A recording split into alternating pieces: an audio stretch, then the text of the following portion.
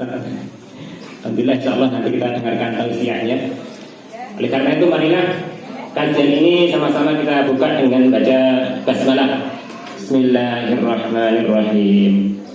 Kepada Ustaz Qaim kami persilakan.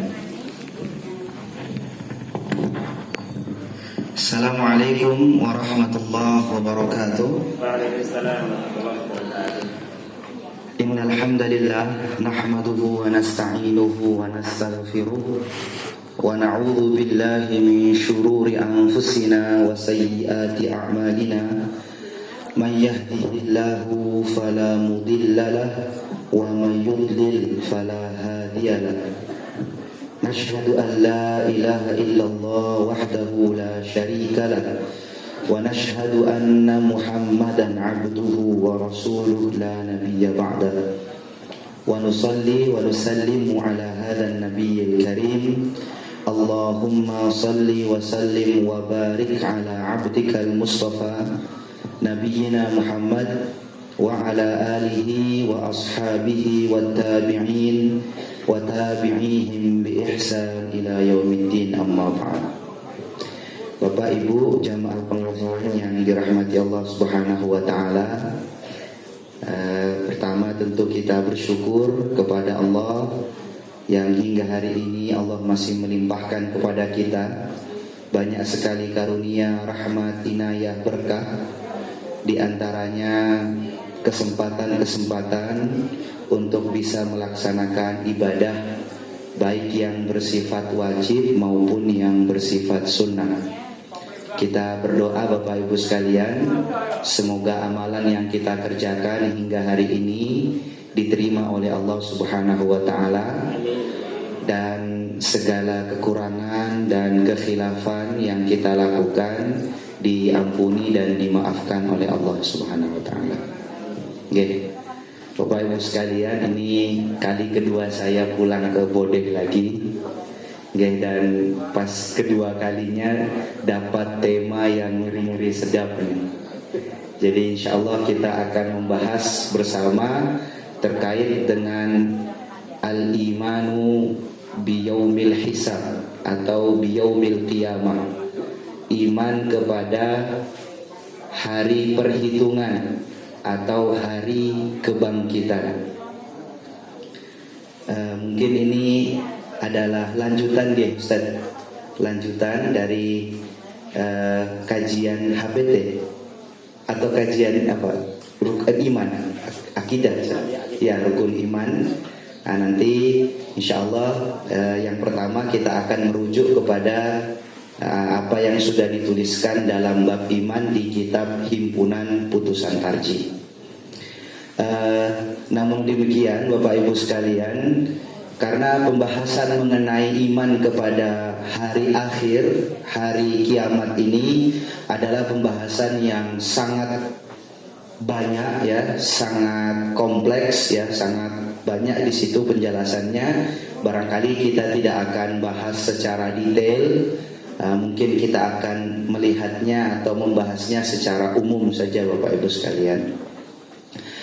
Oke, mari kita baca terlebih dahulu penjelasan beriman kepada hari kiamat yang sudah tertulis dalam Himpunan Putusan Tarjih. Di sini disebutkan yajibu alaina, wajib bagi kita orang-orang beriman, an nu'mina bil yaumil akhir, untuk beriman kepada hari akhir. Jadi memang nama dari hari kiamat itu banyak Bapak Ibu sekalian. Ada yaumul qiyamah, yaumul akhir, yaumul hisab, dan masih banyak lagi kosakata-kosakata yang Allah gunakan di dalam Al-Quran untuk menunjukkan hari kiamat itu. Wa mashtamala alaihi min kharabi hadhil awalim, dan juga hal-hal yang berkaitan dengan hari kiamat itu sendiri. Jadi yang kita imani Bapak Ibu sekalian tidak hanya pada peristiwa akan dibangkitkannya kita kembali untuk melanjutkan kehidupan kita yang sebenarnya, tetapi juga Allah mewajibkan kita untuk beriman terhadap hal-hal yang berkenaan dengan hari kiamat. Di antaranya adalah kehancuran alam semesta, kemudian nanti tanda-tanda hari kiamat dan lain sebagainya. Dan itu insya Allah akan kita bahas. Lalu di situ dikatakan wa ma akhbara bihi Rasulullah sallallahu alaihi wasallam wa tawatara. Dan juga ketika kita beriman kepada hari kiamat, maka sumber informasi yang kita jadikan rujukan itu harus sumber informasi yang valid, Bapak Ibu sekalian. Apa yang valid itu? Bagi kita orang beriman, informasi yang valid adalah apabila informasi itu betul-betul berasal dari Rasulullah Sallallahu Alaihi Wasallam. Dan kita tahu sumber informasi dari Rasulullah itu ada dua. Yang pertama itu adalah Al-Quran, yang kedua itu adalah hadis Nabi atau as-sunnah an-nabawiyah yang dapat diterima, atau as-sunnah al-maqbulah yang dapat diterima, atau yang dapat dijadikan hujjah, dijadikan sumber hukum Islam. Minal ba'thi wal nashri wal hisabi wal jazai. Jadi di sini sudah disebutkan secara ringkas Bapak Ibu sekalian bagaimana tahapan-tahapan hari kiamat itu terjadi. Mulai yang pertama adalah dari kebangkitan. Jadi kebangkitan nanti akan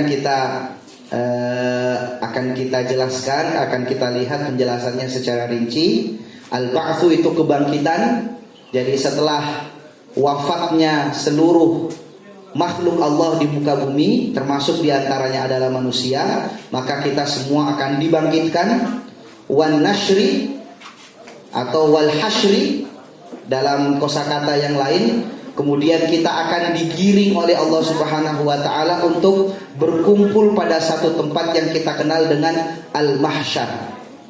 Jadi al-hashru itu artinya menghimpun, al-mahsyaru itu artinya tempat berhimpun, Bapak Ibu sekalian.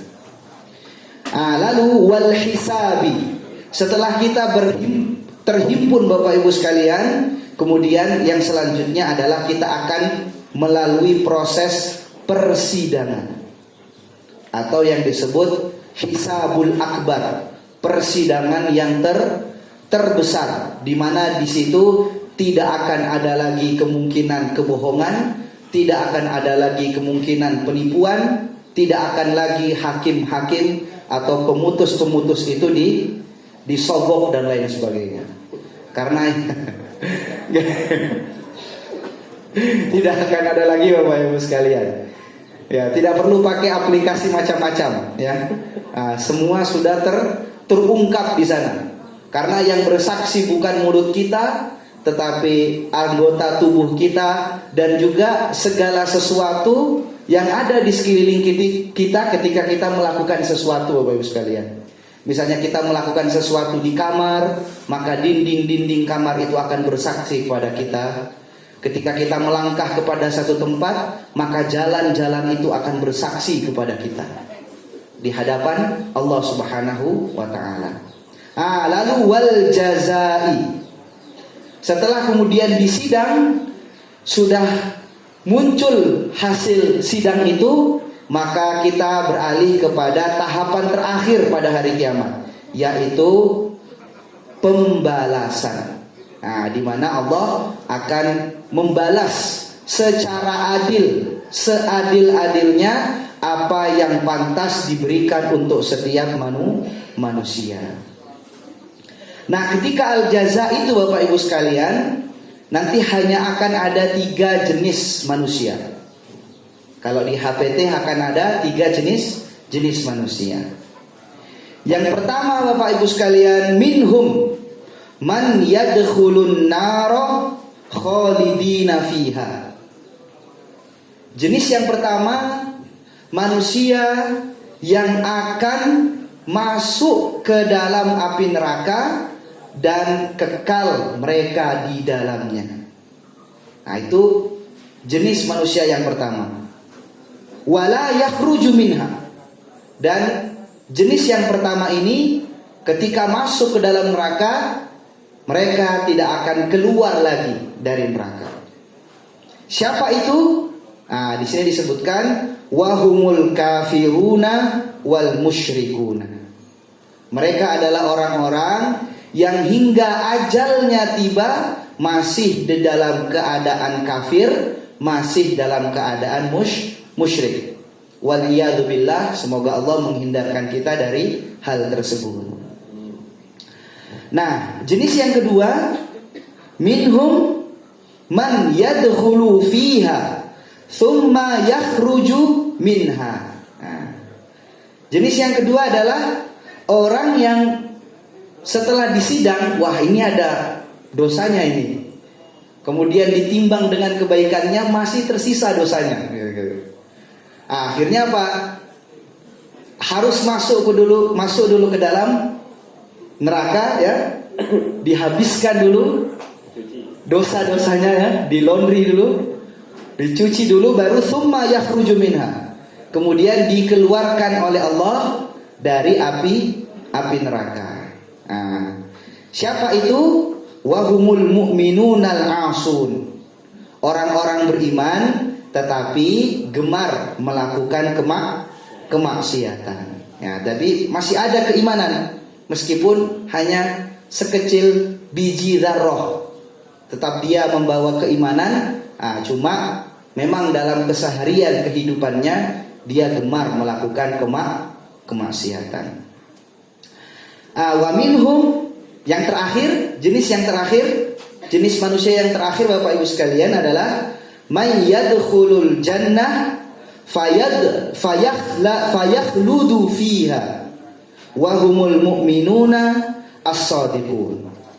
Jenis yang ketiga adalah orang yang setelah disidang Bapak Ibu sekalian, Masya Allah, langsung masuk ke dalam surga, kekal ia di dalam surga.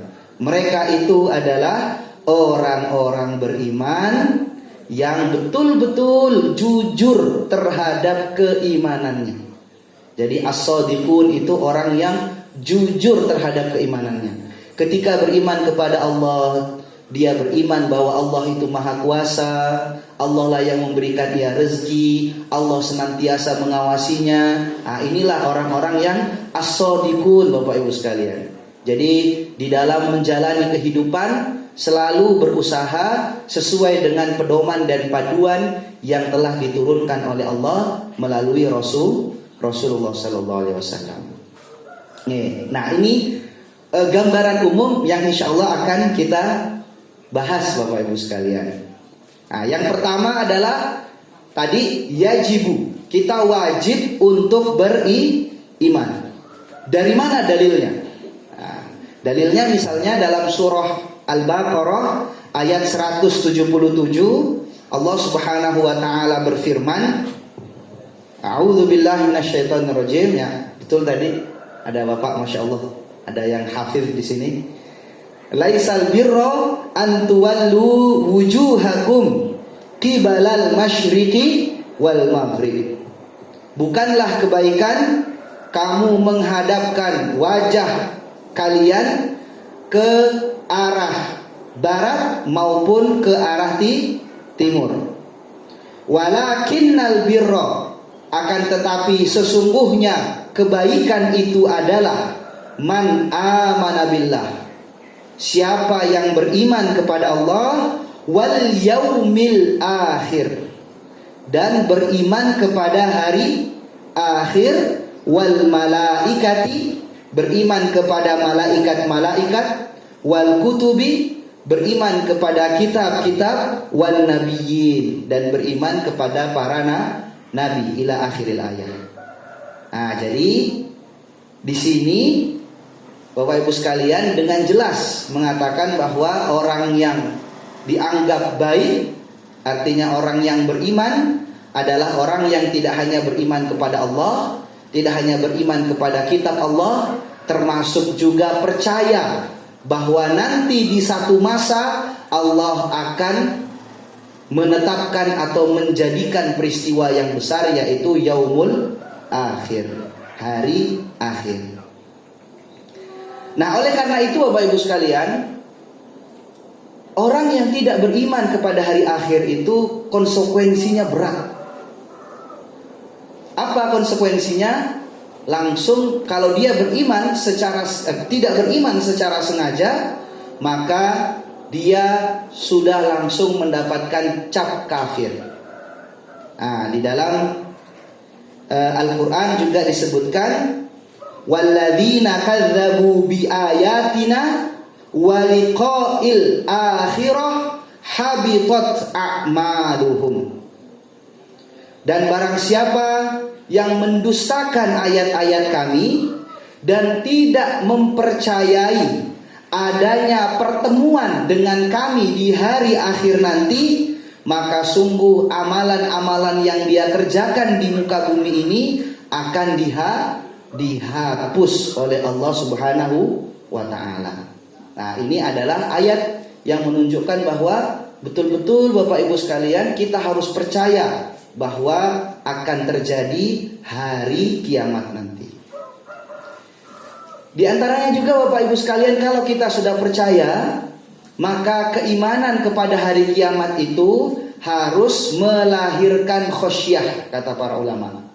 Khosyah itu adalah ketakutan, kekhawatiran terhadap nanti keadaan kita ketika menghadapi hari kiamat.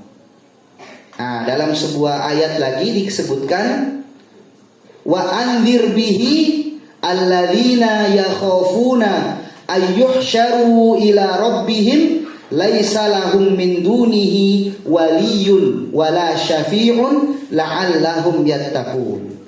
Peringatkanlah wahai Muhammad dengan Al-Quran orang-orang yang takut akan dikumpulkan menghadap Tuhannya pada hari kiamat. Apa yang diperingatkan? Bahwa tidak ada bagi mereka pelindung, tidak ada bagi mereka pertolongan selain Allah. Peringatan itu agar mereka menjadi orang-orang yang bertakwa. Nah, jadi pesan Nabi kepada kita Bapak Ibu sekalian orang beriman, kalau kita beriman kepada hari akhir, maka kita harus punya rasa khawatir. Bukan berarti kita berusaha keras untuk tidak mati Bapak Ibu sekalian. Tetap kita akan mati, tetapi rasa khawatir kita adalah bagaimana nanti keadaan kita ketika sudah menjumpai hari kiamat. Atau nanti akan kita jelaskan apa yang dimaksud hari kiamat itu sekalian. Nah, ini kita masuk, jadi tadi wajib kita mengimani. Kalau tidak beriman berarti kafir. Nah, bagaimana cara kita beriman adalah khosyah, menimbulkan rasa khawatir kalau kita tidak selamat di hari kiamat itu. Nah, yang selanjutnya adalah Bapak sekalian, apa sih hari kiamat itu? Nah, ini penting untuk kita ketahui juga. Ternyata Bapak Ibu sekalian, hari kiamat itu ada dua maknanya yang disebutkan oleh para ulama. Yang pertama Bapak Ibu sekalian, kalau hari kiamat itu dikaitkan dengan kehidupan seluruh alam, seluruh manusia, maka hari kiamat itulah yang kita kenal dengan hari akhir. Atau dikatakan ulama, ma yahsulu min nafhi bisuri ila istiqra'in nasi fil jannati wan nari. Hari di mana terjadi tiupan sangkakala yang kedua. Nufikha fis sur. Jadi tiupan sangkakala itu ada dua Bapak Ibu sekalian. Nafkhus saqi dan nafkhul ba'thi. Tiupan kebinasaan, kemudian yang kedua tiupan kebangkitan. Nah, pada masa tiupan kebangkitan itulah yang disebut mulainya hari kiamat, sampai kemudian ditetapkannya manusia apakah dia masuk surga atau masuk neraka. Nah, itu adalah hari kiamat Bapak Ibu sekalian. Nah, makanya misalnya di dalam surah Al-Haqqah Allah Subhanahu wa taala berfirman, "Fa idza nufikha fis suri nafkhatun wahidah." Apabila sangkakala ditiup dengan sekali tiupan. Wa humilatil ardu wal jibalu fadukkata dakkata wahidah.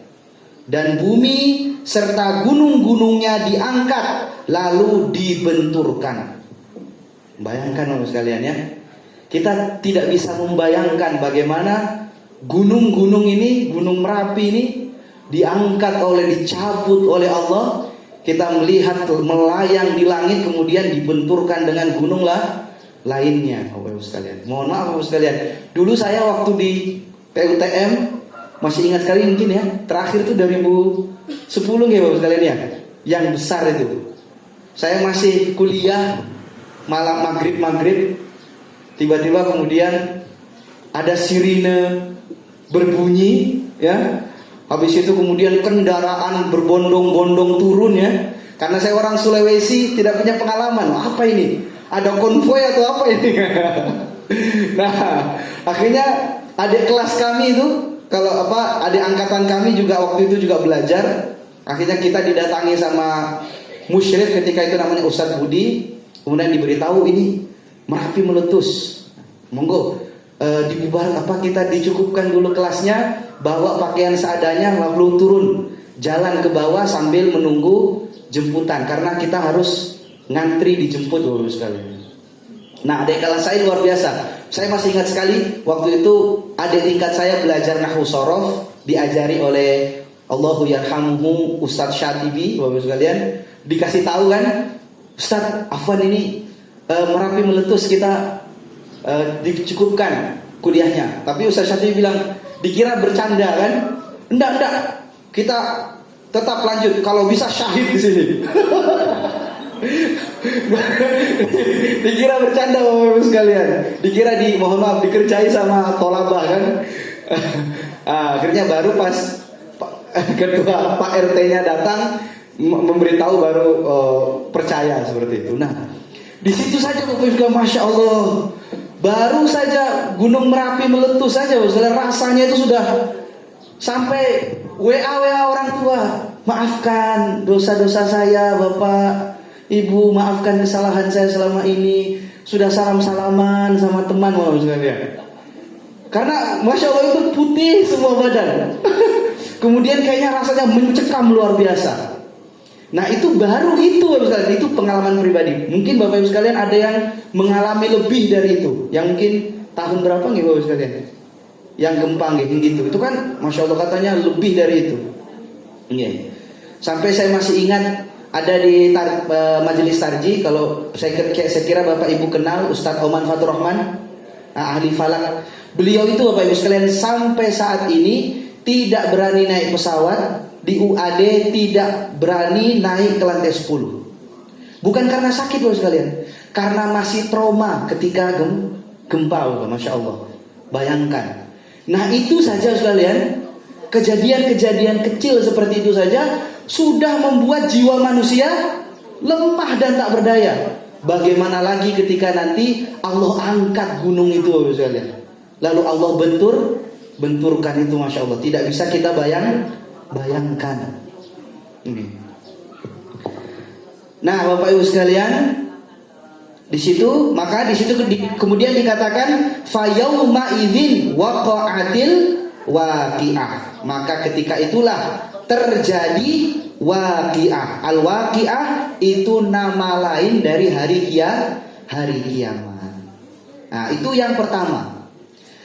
Yang kedua Bapak Ibu sekalian, ternyata kiamat itu juga bermakna kalau berdasarkan orang per orang, itu juga artinya adalah kematian. Nah, jadi kalau berdasarkan seluruh manusia itu berarti hari akhir. Tapi kalau didasarkan oleh orang per orang itu berarti kematian. Atau yang kita kenal dengan kiamat kubro dan kiamat sugro. Nah, jadi kiamat sugro itu adalah dikatakan oleh ulama, ma yahsulu lil insani min sa'atil ihtidari ila dukhulil jannati awin nari. Jadi peristiwa yang dialami oleh setiap manusia per individu, mulai dari waktu ihtidar. Ihtidar itu Bapak sekalian, waktu sakaratul maut, sampai kepada nanti Allah memutuskan apakah dia masuk ke dalam surga ataukah dia masuk ke dalam neraka. Nah, pertanyaannya adalah Bapak Ibu sekalian, kenapa para ulama itu menyamakan antara kematian dan hari akhir sama-sama sebagai kiamat? Nah, karena kata ulama, antara kematian dan hari akhir itu punya beberapa ciri yang sama. Di antara kesamaannya adalah datangnya tidak terduga. Nah, itu sudah lihat. Jadi hari kiamat itu meskipun nanti ada tanda-tandanya, tapi tetap dalam Al-Quran, ketika hari kiamat terjadi, manusia semuanya tidak ngeh. Tiba-tiba, oh ternyata sudah hari kiamat. Begitu pula dengan kematian Bapak Ibu sekalian. Ajal itu tidak ada yang tahu. Bahkan Imam Syafi'i sampai menulis sebuah syair yang luar biasa sekali. Beliau mengatakan, tazawwad minat taqwa fa innaka la tadri idza janna lailun hal ta'ishu ilal fajri. Segeralah berbekal dengan ketakwaan, karena tidak ada satupun manusia yang tahu ketika dia hidup di malam hari, apakah dia masih hidup di pagi hari. Wa kam min fata asbaha wa amsa dhahikan wa qad nussijat akfanuhu wa huwa la yadri. Berapa banyak anak muda yang masih sehat bugar, sore harinya ketawa-ketawa, main gitar, ngobrol-ngobrol, padahal dia tidak tahu besok paginya kain kafannya sudah tertenun. Wa kam min arusin zayyanuha li zawjiha wa qad qubbidat arwahuhu lailatal qadri. Berapa banyak orang yang baru menikah, dipajang di panggung walimah, diharapkan punya kebahagiaan yang lama, ternyata di malam hari arwah mereka sudah dicabut oleh Allah. Wa kam min saghirin yurtaja tulu umrihi wa qad udkhilat ajsamuhu zulmatal qabri. Berapa banyak anak-anak yang baru lahir, diharapkan panjang umurnya, diberi nama Yusuf agar setampan Nabi Yusuf, diberikan nama Maryam agar secantik Maryam, diberikan nama rezeki agar banyak rezekinya, padahal esok harinya si anak sudah merasakan gelapnya kuburan. Wa kam min sahihin mata min ghairi illatin wa kam min saqimin 'asha hinam minad dahri. Berapa banyak orang yang sehat mati tiba-tiba. Baru ketemu pagi, sorenya sudah diumumkan di masjid. Baru main futsal bareng, malamnya sudah meninggal. Wah.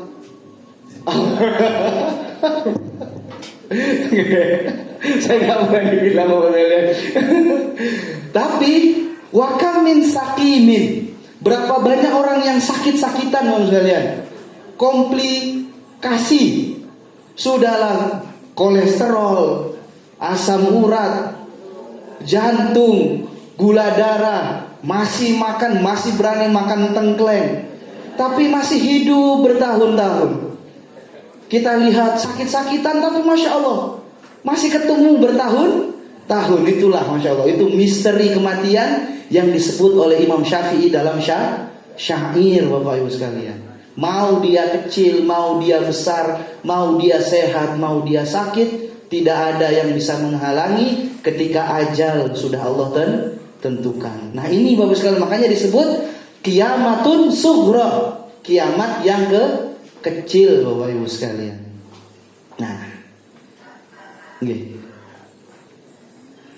Nah, Bapak Ibu sekalian, karena kematian itu adalah bagian daripada kiamat, maka perlu kita ketahui Bapak Ibu sekalian, bagaimana Allah menggambarkan kematian itu.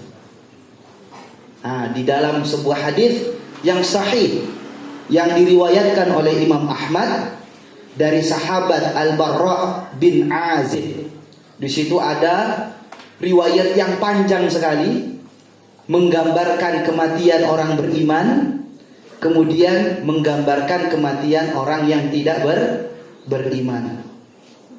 Disebutkan di sini Bapak Ibu sekalian, sesungguhnya apabila ada seorang hamba yang beriman lalu sudah terputus hidupnya dari dunia dan segera ia akan bertemu dengan alam akhirat, maka malaikat turun dari langit menuju dirinya dengan apa? Baydul wujuh, dengan wajah yang putih. Ka'anna wujuhuhum asyamsu. Seakan-akan para malaikat yang turun untuk menemui orang beriman yang mau meninggal ini, seakan-akan wajahnya itu seperti matahari yang bersinar. Ma'ahum kafanun min akfanil jannah wa hunutun minal hunutil jannah. Para malaikat itu membawa kafan dari kafan surga dan juga pewangi atau parfum dari parfum surga. Insyaallah. Parfum surga Bapak Ibu sekalian. Hatta yajlisu minhu maddal basar. Sampai kemudian para malaikat itu duduk di sekitar orang yang beriman yang mau meninggal itu, dan mereka ada yang mengatakan maddal basar itu, para malaikat itu besarnya sebesar mata memandang, atau banyaknya sebanyak mata memandang. Jadi malaikat dulu turun Bapak Ibu sekalian. Ini belum malaikat maut. Jadi malaikat yang memberikan kabar gembira. Barulah kemudian thumma yaji'u malakul mauti hatta yajlisa inda ra'sihi. Barulah kemudian malaikat maut turun dan duduk tepat di atas kepalanya. Fayaqulu ayyatuhan nafsut thayyibah ukhruji ila maghfiratin minallahi wa ridwan. Malaikat maut itu mengatakan, duhai jiwa yang baik, pulanglah engkau ke ampunan dan pangkuan Allah Tuhanmu. Kemudian fatakhruju tasilu kama tasilul qatrah minas